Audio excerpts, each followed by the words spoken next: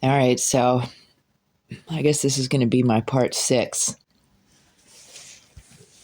And I think that I'm just going to make this mostly about some other things that I went through after their stupid little secret surgery, and what semblance of a recovery process what some semblance of a recovery process would have looked like after this experience. And I don't have my tripod right now, and I'm not really ready, so it's just gonna be, an audio thing. And this is all really, really important to me. Okay, so it's like it's not necessarily that it's work that I should have already done by making the videos and presenting them to the public, but it's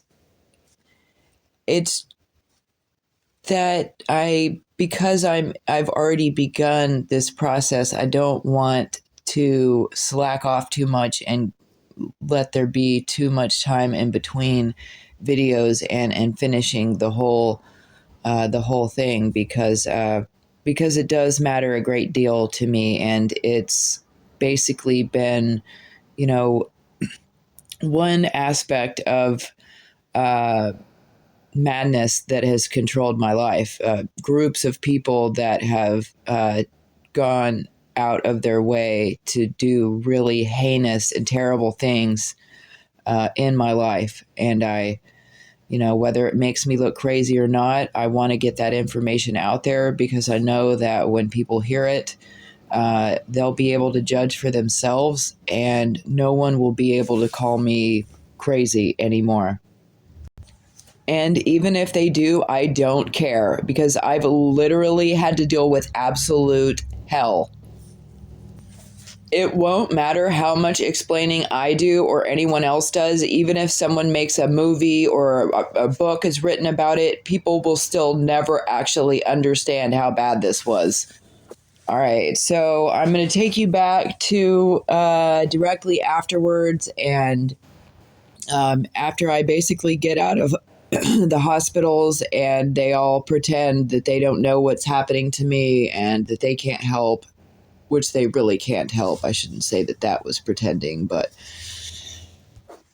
I just slept a lot. Like, it used to be a lifestyle of me being very active with my young children, as any young mother would be and would need to be.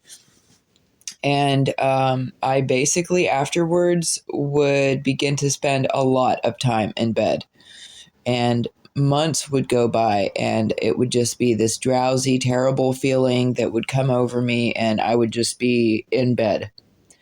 And the pain would also kind of put me down, and I would notice that I would have no energy. My energy levels had just completely dropped. And basically, the longer that I spent laying down, the more that my body would just get used to just laying there. And so the entire event rendered me debilitated. Basically, for the most part, had me down. I was practically disabled. Now, at the time that this happened, a person was not able to get Social Security for pseudotumor cerebri or idiopathic intracranial hypertension, which was the only thing that they could diagnose me with. That was the only thing that they could say was, yeah, there's pressure, in your eyes and around your brain, but we're going to pretend that we don't know why. It was basically the diagnosis.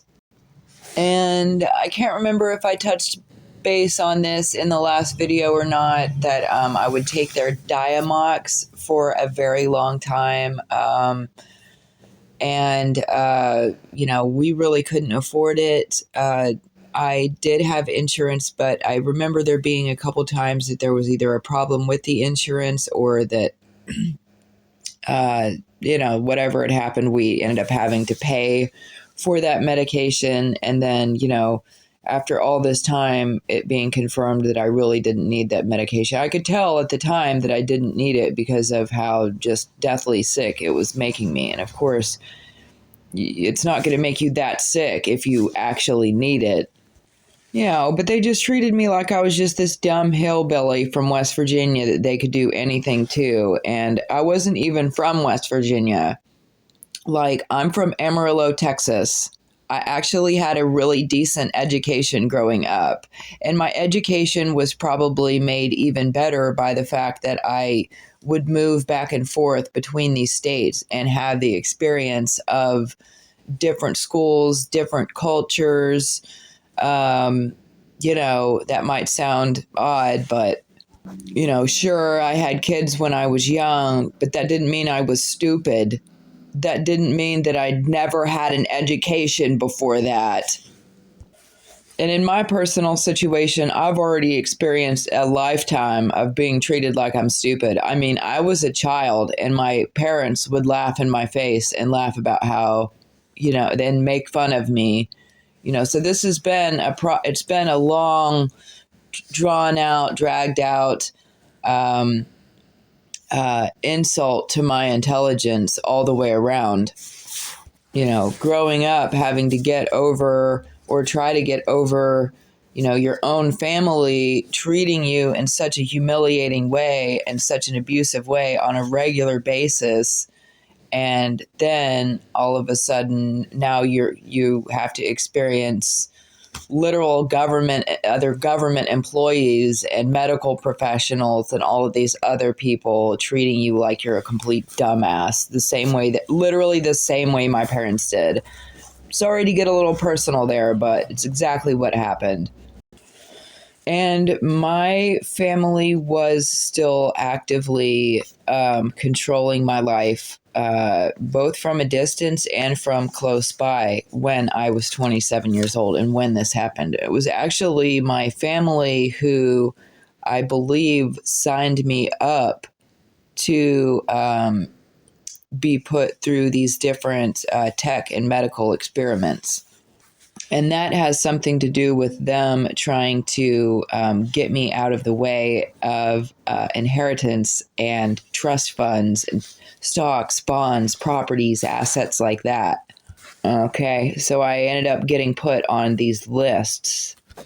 So anyways, I'll lay there like that. I sleep and I sleep and I sleep, and I just sleep so much I can't believe that I'm sleeping like this. Like the healing that my body and everything actually had to go through, and just how long that actually took, that I wasn't sure I was ever going to be able to get up and actually live a normal life again and be active with my children ever again. And my brother and my boyfriend at the time, they definitely didn't think that there was any chance of me getting up and being active with my kids again, or maybe they just had wishful thinking that I wouldn't.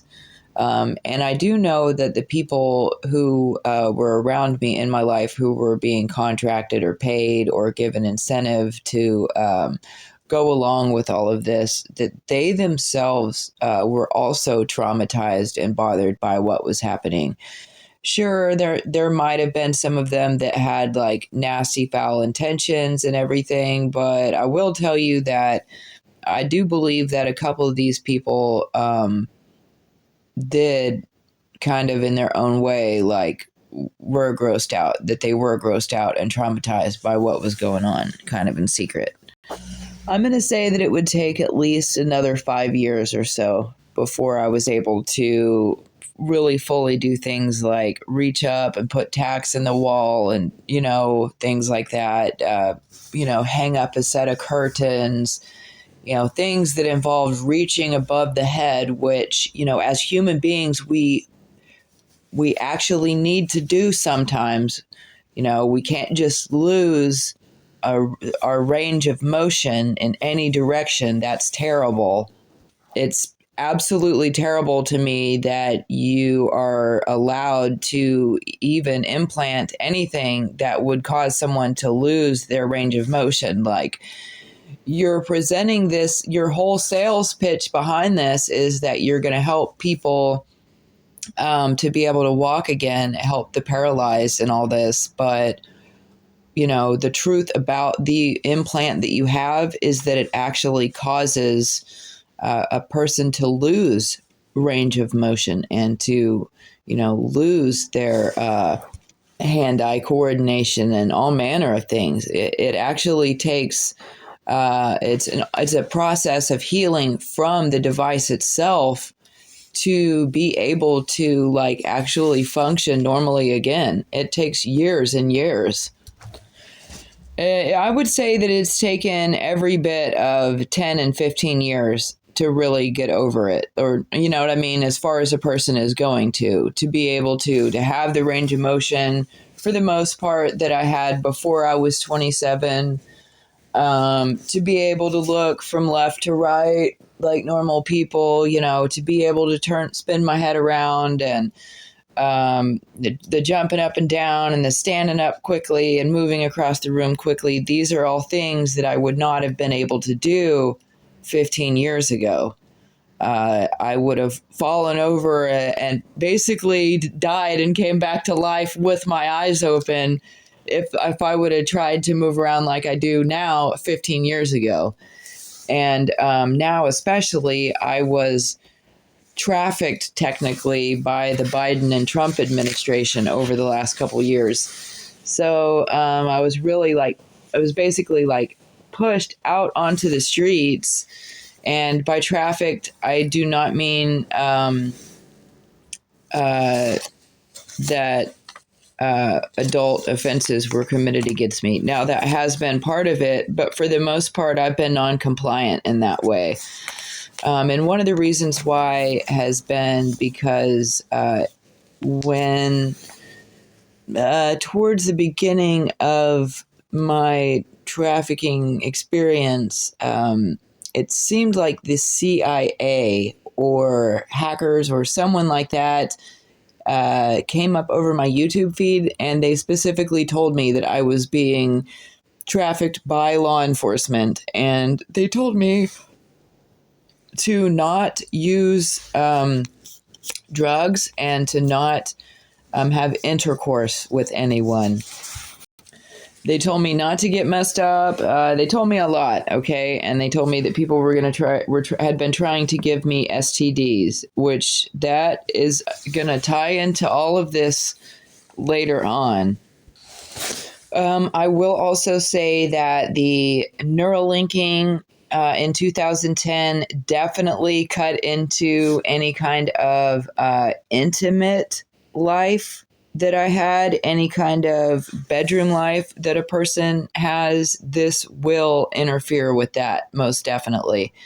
And, you know, when people find out that a brain chip that they think that they want so that they can control their phones with their minds and different things like that, you know, when they find out that they're not going to be able to have intimate relations the same way, because, I mean, how can you if there is something lodged in your brain and you have to be careful with the motion of your skull and all of that? I mean, it does. I'm going to tell you right now, it has been a factor for me to have to hold my head a certain way. That has been a completely other pain in the butt issue that I have never brought up before.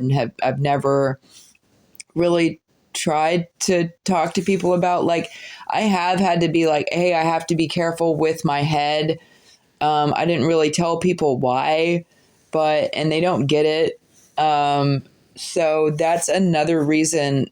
That's like another thing that has put a complete damper on anything like that, which is not something that I'm even focused on right now, because the Freemasons and my family sent so many people into my life, and Elon Musk behind this has also sent so many people into my life that I've actually had to stop dating, which is also something that I'll be talking about in the next videos, but I'm not quite there yet. I'm just starting to hit on these things.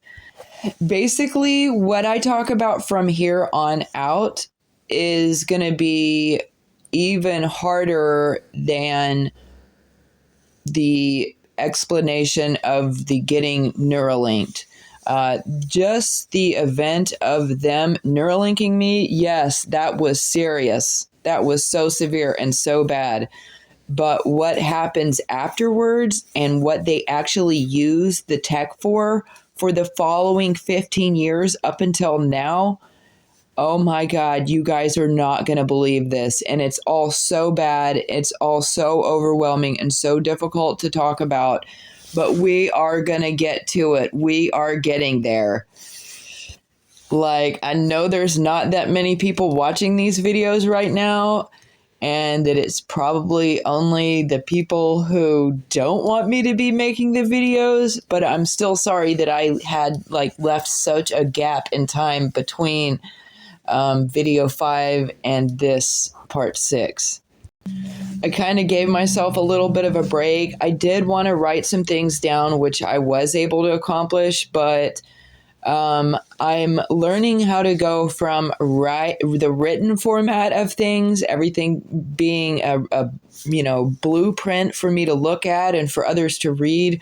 I'm trying to go from being the writer to being the speaker. And from writing to video, you know what I mean? I'm trying to upgrade from 2D to 3D. And that has been like a really difficult process for me because I suffered amnesia for a little while. All of this Neuralinking and secretive crime and corruption and all this weirdness would eventually lead to people hurting me and others so badly that I would develop amnesia. And the amnesia would actually end up messing with my speech, my memory, of course, and a manner of other issues that I would face with that. But anyways, I was really tired for the longest time. I was just suddenly disabled. It didn't take, I was somebody who was always very careful not to get injured. I was a very careful driver. I was careful with my food preparation. I was just a very conscientious person, and it did bother me greatly to suddenly be disabled at 27 years old for no reason while I had 2 young children. It was really depressing. I became really depressed. I ended up cutting off a lot of my hair. I, to begin with, had over 2 foot of hair, 2 foot long hair. And I ended up just going right home afterwards and cutting nearly all of that off. And I could have made $1,000 selling that, but I didn't. It was really depressing to know that I really didn't mean anything to people, that no one was actually going to show up for me. I was just and I spent that time in the hospital. I would spend a couple weeks in the hospital, and the people that showed up were the same people that were doing it, and no one aside from them showed up. I really loved my kids, and that was my life, just being a mom. That was the life that I had been basically put into, so that my family and others could isolate me and keep an eye on me and stuff like that. And so because I was isolated to just being with kids, they were my love. They were what I loved. And it was difficult for me to understand. I couldn't even grasp a world wherein other people didn't have the same love for kids and for my kids as I did. And sure, I was a crazy spastic mom. I was a yeller. I was this and that, but I loved my kids, dude. I mean, I really loved my kids. Like, I would try to act all tough and stuff, and I would even go through, like, being a dumbass and trying to toughen them up sometimes. But the truth was that I was a softie, and that was one thing that I people could really pull the wool over my eyes with my kids. I was really lenient with my kids. I was probably too lenient with my kids. And so this all really hurt me really deeply. I was secretly very emotional about it all. And maybe in some ways I am secretly a really emotional person. There seemed to be like a little bit of an online support network for people who had idiopathic intracranial hypertension, but it was just like the only thing that was really helping me was marijuana. And I wanted so desperately, whenever I would get on those little Facebook pages and stuff, like I would want to help those women. But the only thing that I knew to tell them to reach to was pot. And so it became stupid for me to even be on the page, because who wants to hear like, hey girls, I don't know what to do other than maybe we should stop using these smartphones and start smoking pot, because my smartphone would just hurt me so bad. And it would just like, I was given the smartphone at the same time that all of this stuff happened. And so to me, there was some correlation between the smartphone and, whatever implants or whatever sick things that they had done to me. And so to me, I thought that I was only going to be using the smartphone for temporarily for a short period of time, and that I was going to stop using it and go back to, the crappier flip phones and stuff like that or whatever, or just not use a cell phone anymore. And honestly, those were some smart thoughts. Those were probably the thoughts that I should have clung to be honest with you. Now, there are some advantages to being connected, internet-wise, which would end up not really revealing themselves until here recently. The women, just to be honest with you, on those support groups, they just seem to be like these whiny fat women, and they would just get on there and just complain, but there is no one on any of these groups helping any of these women, or you know what I mean? And if all I can say is smoke some weed, then what help am I? It's just pointless for me to even be in the group, because that's the only solution that I can come up with. And then around me, I would also notice that like my family and my extended family, my boyfriend, all of them, like it was just like a I'm supposed to be sick thing. And instead of us focusing on how we can get better or coming up with some kind of plan or solution, or like, some kind of system or process of how, what can we do to improve the quality of life for this person. Instead of anything like that happening, it was like everyone almost encouraging there being a disability or encouraging there being a sickness. And it was like I was just supposed to be sick like this, and that was just all there was to it. Like, everybody just acted like that was how it was. I was supposed to accept that. It was just supposed to be life sick, taking this medication, this experimental medication, and just hoping that that would work someday. That's going to work out someday or whatever. And that's just like how I was expected to live my life day in and day out. Like, now I have this illness and now I can't move around right. I can't even move my head. I can't lay down on my stomach. I can't, I can't stand up too fast. I've got all these issues now, and I'm just supposed to just accept this. And now this is my whole life.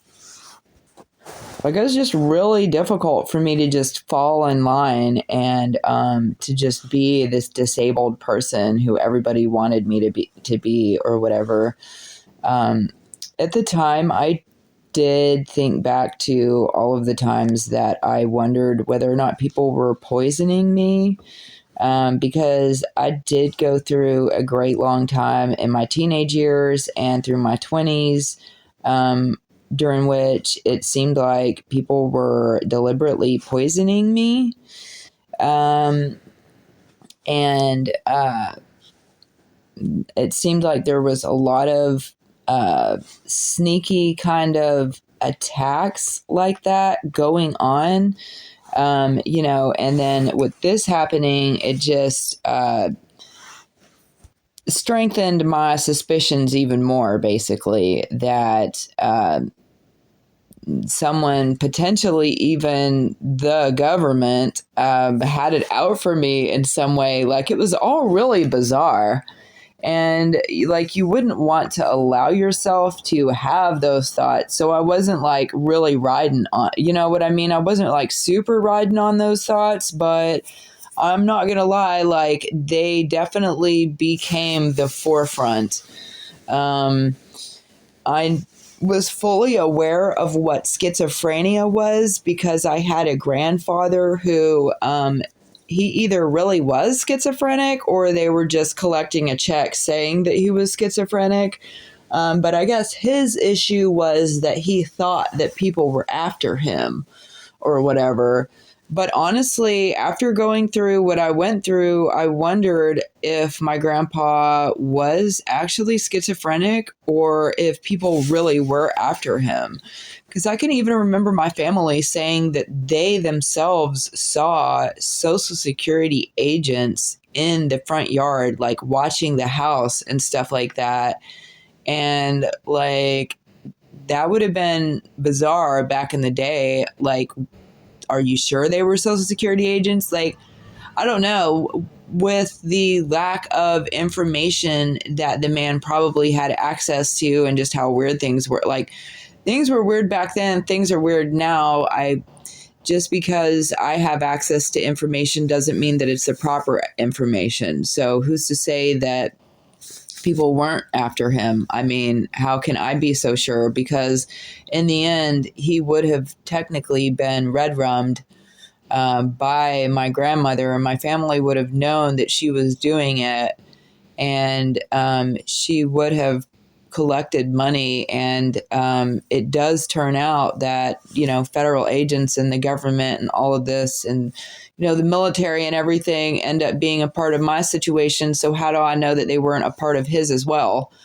And he was also the one who was telling me stories about MK Ultra and warning me about all of this when I was 7 years old. So it's like, I'm not sure that he wasn't a victim of all of this, while at the same time that I'm not sure he was a victim, that I have these people who are either real whistleblowers or pretend whistleblowers trying to say that my grandpa was one of the bad guys and that he actually had a life insurance policy on me too. But I'm not sure, and we'll get there. As you can see, this whole situation is very complicated. It's really difficult just to only tell you about the medical part of it, because it's more than just medical. It's literally my entire life and what these stupid little silly implants and injections ended up doing was helping all of these criminals throughout the course of time and history. And all that I know about these companies, corporations, and billionaires is that they are serious criminals who are involved in like global crime, the worst crime anyone could possibly be involved in, and they're just allowed to do whatever they want. Like, this story goes from me being a sweet single mom, just living in Section 8 ghetto housing, trying to raise my kids, walking them to school every day. It turns into my kids being pulled into evil and crime behind my back, and me being shoved out onto the streets after over a decade of various tortures and criminality, and just, you wouldn't believe the things that they've done and gotten away with. It will even lead to them setting me up to be a witness to just the most atrocious crimes against humanity, how these women were set up to be unalived. I mean, just in the most just atrocious way, that ways that you have never ever read about or seen in movies. I mean, the people involved in this are just absolute criminals, and they are planning on doing to the rest of the nation the same thing that they did to me. In fact, they want the whole world to accept this tech that they have created, that they've engineered. They want to put a camera in everyone else's eyes. They want to brain chip everybody. They want to be able to read everyone's thoughts. They want to be able to go back and rewind your video to see if you're the one who done it. They want to know which direction you're looking and have you tracked all the time so that they can go into your house when you're away. It's almost like giving teenagers access to their own parents' eye camera and knowing how to sneak around their parents. Or giving an eye camera to a husband, an unfaithful husband, an abusive pedophile husband who can now use that device to then abuse his children whenever he wants. That is what this ends up turning into, you all. Oh, it gets way worse than that. It gets much worse.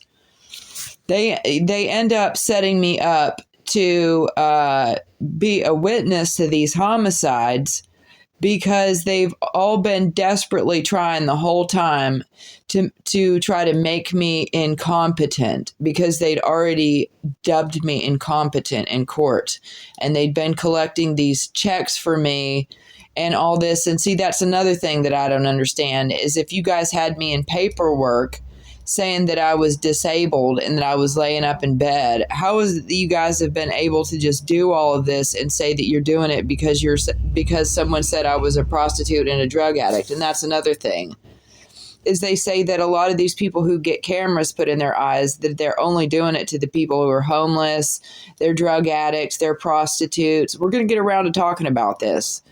And honestly, instead of some of them really being prostitutes, drug addicts, or homeless, that because those are some of the rules, that these people would be pushed out into the streets. Good American civilians who were hard workers and good parents, pushed out into the streets, made homeless, some of them forced into crime and all this, forced into drug addiction, their children taken from them, their properties and everything, all assets taken from them, so that people could watch them through their eyes and send other people to them to do things to them. It's a massive tech and medical trafficking network, and there's a lot of people working together to try to hide what's happened. It's absolutely disgusting. I know that this video that I just took you all over the place back and forth, but I'm just letting you know that it's a bizarre situation. It's a bizarre subject to try to explain. I'm going to do my best. Thank you so much if you're still listening.